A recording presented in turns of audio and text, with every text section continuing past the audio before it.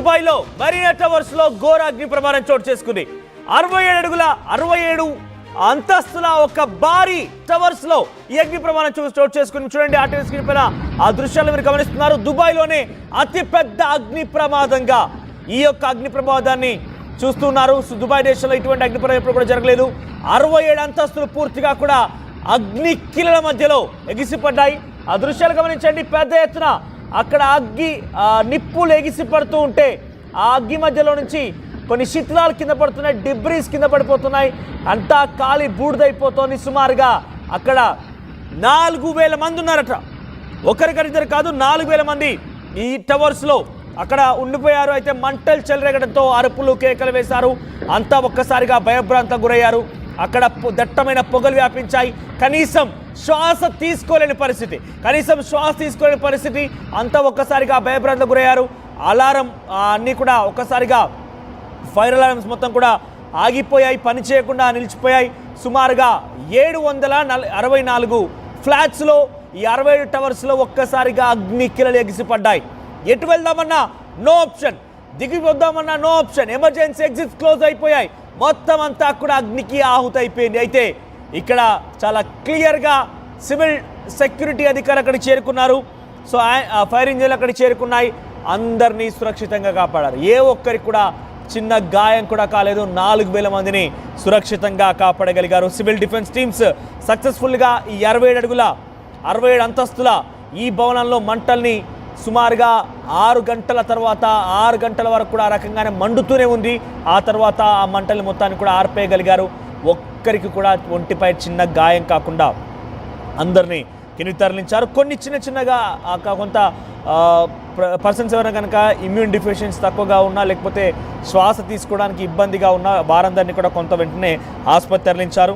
So సుమారుగా 1:30 అక్కడి timing ప్రకారంగా 1:35 తెల్లవారుజామున అక్కడి సమయం వరకు కూడా ఈ యొక్క మంటలు ఎగిసిపడ్డాయి. 1:44 పూర్తిగా మంటలన్నీ ఆర్పేయబడ్డాయి. 2 గంటల సమయానికి అందరినీ కూడా మెడికల్ అండ్ మెంటల్ టీం అక్కడికి చేరుకున్నారు. 2:21 అందరినీ కిందికి తరలించారు. సో 2:30 కల్లా మొత్తం అంతా కూడా సెటిల్ అయిపోయింది. సో ప్రస్తుతానికి అక్కడ విషయం పైన ఏకంగా అటు పెద్ద ఎత్తున అక్కడి ప్రభుత్వాలు కూడా స్పందించాయి. సో దుబాయ్ మీడియా ఛానల్స్ కానివ్వండి, దుబాయ్కి సంబంధించినటువంటి వివిధ రంగాలకు సంబంధించినటువంటి అధికారులు కూడా స్పందిస్తున్నారు. To accommodate commuters during the disruption, the RTA activated a replacement shuttle bus service between the affected TAM stations. The rest of the TAM network remained fully operational. So present అక్కడ జరిగిన ఘటన పైన వారందరికీ కూడా సురక్షిత ప్రాంతాలకు తరలిస్తున్నామని చెప్తున్నారు. కానీ ఇప్పుడైతే సిచ్యువేషన్ కంట్రోల్లోకి వచ్చింది. 67 అంతస్తుల భవనం, 67 అంతస్తుల భవనంలో సుమారుగా 4000 మంది ఉన్నారు. ఒక్కసారిగా మంటలు ఎగిసిపడ్డాయి. అసలు ఈ మంటల గల కారణం ఏంటి, ఇంత పెద్ద ఎత్తున అగ్ని ప్రమాదం గల కారణం ఏంటనేది ఇంకా తెలియాల్సి ఉంది. కానీ ప్రస్తుతానికైతే ఈ అగ్ని ప్రమాదాన్ని 6 గంటల తర్వాత ఎగిసిపడుతున్న మంటల్ని కంట్రోల్కి తీసుకొచ్చారు. ఆ మంటలను ఆర్పేశారు. 4000 మందిని అందరినీ కూడా సురక్షితంగా కిందికి తరలించినట్టు తెలుస్తోంది. ఎస్, మా ప్రతినిధి సచిన్ సిద్ధంగా ఉన్నారు. సచిన్, సో దుబాయ్లో అగ్ని ప్రమాదం ఏకంగా దుబాయ్ దేశంలో అతిపెద్ద అగ్ని ప్రమాదంగా ప్రస్తుతం చూడాల్సి వస్తోంది. 67 అంతస్తుల భవనంలో ఒక్కసారిగా అగ్నికి లెగిసిపడ్డాయి. అసలు కారణం ఏంటి, ఏం జరిగింది? ప్రస్తుతం దీనికి గల కారణాలకు సంబంధించి ఎంక్వైరీ ప్రారంభించారు. ఎగ్జాక్ట్లీ కారణం అనేది తెలిసింది. బహుశా ఏమైనా షార్ట్ సర్క్యూట్ కారణమా, లేకపోతే ఏమైనా కుట్రకోణం ఉందా, ఇవన్నీ కూడా ప్రస్తుతం వాళ్ళు ఇన్వెస్టిగేషన్ ప్రారంభించేందుకు కాస్త సమయం పట్టే అవకాశం ఉంది. కానీ ఇది 24 అంతస్తులకు సంబంధించి వెళ్ళి కూడా ఒక వ్యక్తి చెప్పిన ప్రకారం 24 అంతస్తులో ఆ వ్యక్తి ఉన్నాడు. ఆయన భార్యతో పాటు అక్కడ ఉండడం జరిగింది. సంథింగ్ ఏదో ఒక కాలిపోతున్న స్మెల్ అనేది వాళ్ళకి స్థానిక కాలమాన ప్రకారం 9:45 ప్రాంతంలో వాళ్ళకి ఆ స్మెల్ వచ్చినట్టుగా, అంటే కాస్త ఏదో బర్న్ అవుతుంది, ఏదో కాల్చినట్టు వాళ్ళకి స్మెల్ అనిపించింది అంటూ కూడా రెసిడెంట్స్ స్థానిక మీడియాతో మాట్లాడుతూ చెప్పుకొచ్చారు. దాంతో ఆ తర్వాత అపార్ట్మెంట్ బాల్కనీలోకి వచ్చారు. ఎవరు కట్టించలేదు. దాంతో ఫైర్ ఫైటర్స్ అంటే అగ్నిమాపక ఫైర్ టీమ్ అక్కడికి చేరుకున్న తర్వాత వాళ్ళని చూసి వాళ్ళు కూడా ఇంకా మిగతా వాళ్ళు కూడా బయట రావడం ప్రారంభించారు. ఇలా మొత్తం వాళ్ళంతా త్వరగా వాళ్ళు ఎవాక్యువేట్ చేయడం జరిగింది. నిజానికి ఆ బిల్డింగ్ సంబంధించి మాట్లాడుకున్న సందర్భంలో మనోజ్, అది ఉదయం ఒక వ్యక్తి అక్కడ ఆల్రెడీ ట్వీట్ చేయడం జరుగుతుంది. ఏమంటున్నారంటే కనుక, నాకు పైన మేము చూసాము, దాదాపుగా రెసిడెన్షియల్ ఏరియా అది, దాంట్లో సుమారు 4000 మంది ఉంటున్నారు, నివాసం ఉంటున్నారు. ఇక్కడ ఈ ప్రపంచంలోని దుబాయ్కి సంబంధించి, అంటే దుబాయ్ చరిత్రలో ప్రపంచం ఎప్పుడు ఇటువంటి ఘటన చూడలేదు. అసలు దుబాయ్ కాదు, ప్రపంచం కూడా ఇటువంటి ఘటనలు చూసిన సందర్భాలు చాలా అరుదనే చెప్పుకోవాలి. 4,000 మంది ఉంటున్న ఒక రెసిడెన్షియల్ ఏరియాలో అది మంటలు చోటు చేసుకోవడం. దాంతోపాటు ఆ ప్రత్యక్ష సాక్ష్యం అంటున్నట్టే వెళ్లే మార్గం అంటే తప్పించుకోవడానికి వాళ్ళు బయలుదేరదాం అనుకుంటే ఆ వెళ్లే మార్గం నిండా పొగ సంబంధించింది, ఊపిరాడలేదు. దాంతో ఎలివేటర్ యూజ్ చేయాల్సి వచ్చింది. లక్కీగా ఈ సందర్భాలు ఇటువంటి ఎమర్జెన్సీ సిచ్యువేషన్స్ లో లిఫ్ట్ యూజ్ చేస్తారు. ఎమర్జెన్సీ సందర్భాల్లో లిఫ్ట్ యూజ్ చేయకూడదు, కానీ వీళ్ళకి యూజ్ చేశారు. వాళ్ళు చెప్పుకొచ్చారు. లక్కీగా మెట్ల మార్గం పనిచేయలేదు. మెట్ల మార్గంలో పొగ ఉంటే ఎలివేటర్ పనిచేస్తుంది. దీంతో వెంటనే ఎలివేటర్ యూజ్ చేసి మేము కిందకి దిగిపోయాము. దాదాపుగా 45 నిమిషాలు హోటల్కి వెళ్ళేక ముందు 45 నిమిషాలు మేము వెయిట్ చేయాల్సి వచ్చింది. మరి ముఖ్యంగా మంటలు పైకి పడుతున్న సందర్భంలో చాలా భయానకంగా అనిపించిందంటే వాళ్ళు చెప్పుకొచ్చారు.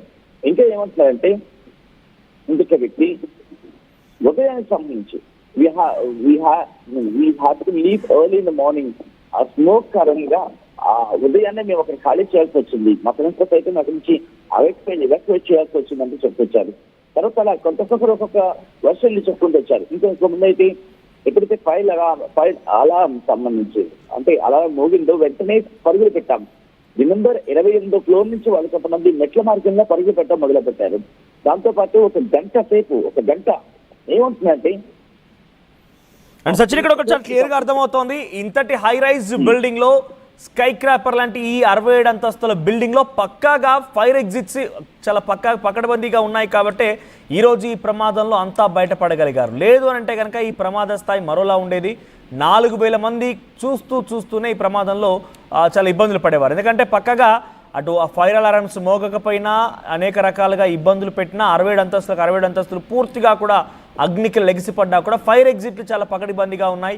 ఆ ఎగ్జిట్ మార్గంలో అందరినీ కూడా చాలా సేఫ్గా తరలించడానికి ఉపయోగపడింది మాత్రం అర్థమవుతోంది.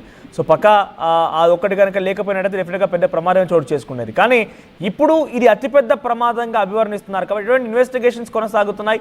అసలు దీనికి ఏం కారణమై ఉండొచ్చు అని తెలుస్తోంది. అది ఏమైనా షార్ట్ సర్క్యూట్ లాంటిది ఏమైనా కారణం ఏంటిద్దా, లేకపోతే ఎవరైనా కావాలని కుట్రకోణంలో దీన్ని ఏమైనా అంటే స్కై స్క్రాపర్లో అంటే అంత పెద్ద బిల్డింగ్లు ఉన్నాయి కాబట్టి ఆ బిల్డింగ్ అపార్ట్మెంట్ కాంప్లెక్స్ కి ఏమైనా ఇబ్బంది తలపెట్టాలనే కోణంలో వీళ్ళు ఏమైనా దాన్ని ఒక ఇబ్బంది వాతావరణానికి తీసుకొచ్చేస్తారా, లేకపోతే సాధారణంగా చూస్తూ ఉంటాం అంటే ఇళ్లలో జరిగే చిన్న చిన్న తప్పిదాలు గ్లాస్ లాంటివి ఎటువంటి తప్పులు ఏమైనా జరిగా ఈ అన్ని కోణాల్లో కూడా వాళ్ళు ప్రస్తుతం దర్యాప్తు ప్రారంభించారు. రిమెంబర్ ఇక్కడ సివిల్ విషయం కాదు, దాదాపుగా 28-30 అడుగుల 67 నుంచి 70 7th స్టోరీ బిల్డింగ్ అంటే 7 to 68, 70 స్టోరీ బిల్డింగ్ దానికి మాట్లాడుతున్న సందర్భంలో అంత ఈజీ కాదు ఇన్వెస్టిగేషన్ కూడా ముందుకు తీసుకెళ్తాం. అసలు ముందు ఎవరు చూసారో కనుక్కోవాలి, ముందు చూసిన వ్యక్తి ఎవరో కనుక్కోవాలి, ముందు చూసిన వ్యక్తి బట్టి అది ఎక్కడ ప్రారంభమైంది, అది ఎక్కడ కట్టుకుంది, ఇదంతా యాంకర్లో పెట్టే అవకాశం ఉంటుంది. ఎందుకంటే సీసీటీవీలు కూడా ఒకలా డేటా ఎక్కడుంది, డేటా సెంట్రల్ గా ఎక్కడ వీళ్ళు స్టోర్ చేసి ఉంచారు, ఆ డేటాను రిట్రీవ్ చేసిన తర్వాత మాత్రమే ఈ ఘటనకు సంబంధించి పూర్తి స్థాయిలో క్లారిటీ వచ్చే అవకాశం ఉంది. లేదు ఆ సెంట్రల్ డేటాగా మాట్లాడుకునే ఆ సిస్టమ్ సెంట్రల్ డేటాగా మాట్లాడుకుని అది కూడా సాధ్యమైతే కనుక వాళ్ళ దగ్గర ఆప్షన్ ఏంటి.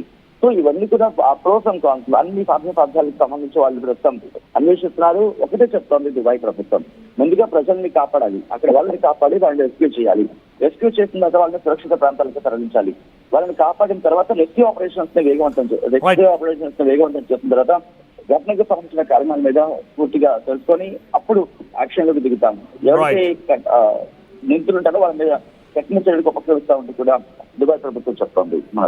Right, thank you Sachin. So మొత్తం మీద దుబాయ్ మరీనా అపార్ట్మెంట్ సంబంధించి 67 అంతస్తుల భవనంలో భారీ